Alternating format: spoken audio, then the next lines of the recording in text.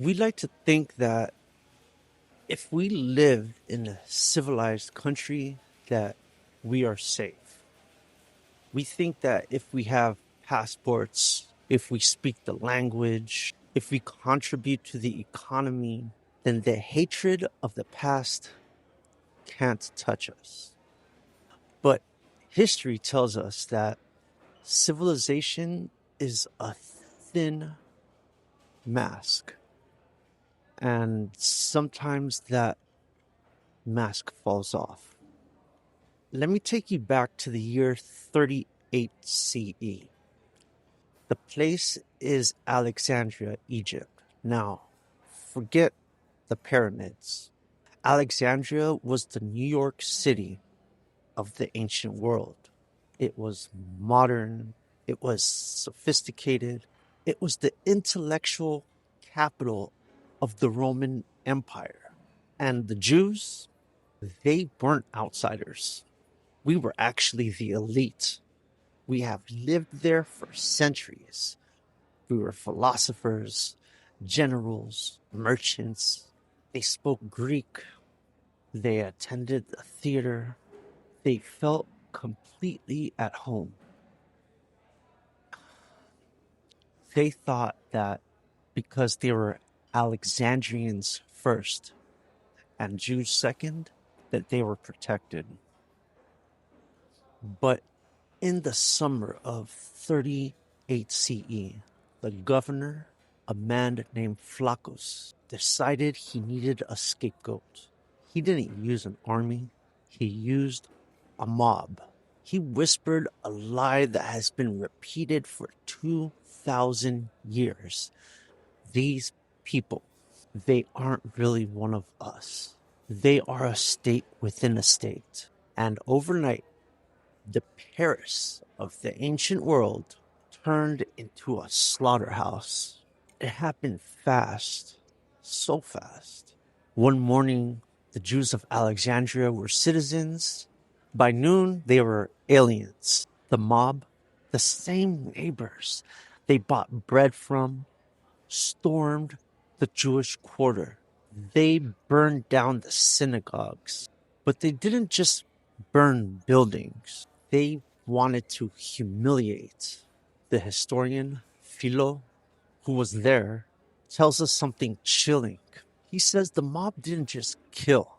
They treated it like a sport. They dragged Jewish leaders into the theater, the center of culture, and scourged them in front of cheering crowds.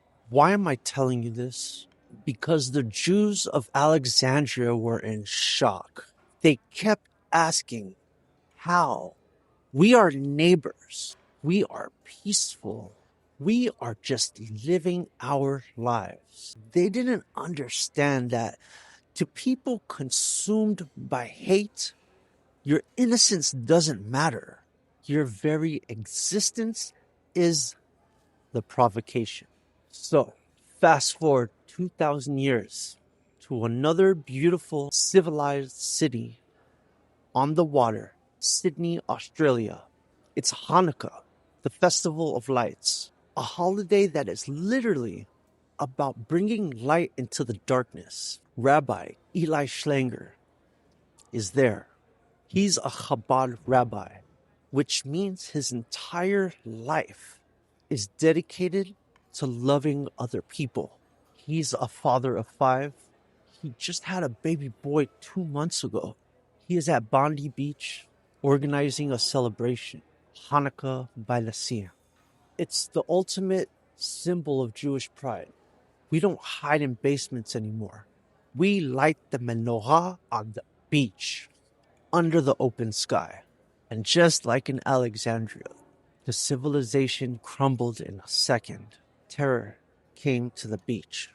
Not because of a border dispute, not because of politics, but because a Jew was standing there proud and visible, trying to make the world brighter. They attacked him, they attacked the crowd, and once again we are left asking the Alexandria question. How? We are just here to celebrate, but we know the answer.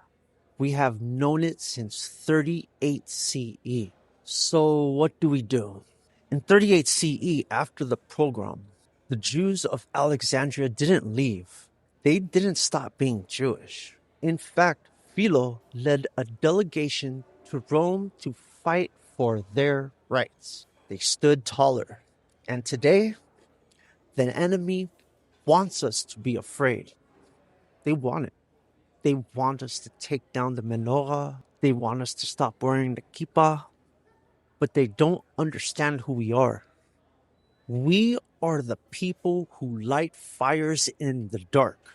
We pray for the refuah shlema, the complete and miraculous recovery of everyone injured in this attack. We ask the Almighty to heal their bodies and their souls. And for Rabbi Eli Schlanger, a father, a husband, a shliach, we dedicate this learning to his neshama, his soul. He fell in the line of duty. He fell while doing the holiest thing a Jew can do, spreading joy. So the lesson is this. We do not fight darkness with darkness. We fight it with light. That's us. For every moment of fear they try to instill, we will add another moment of pride. For every candle they try to extinguish, we will light another one. Am Yisrael Chai.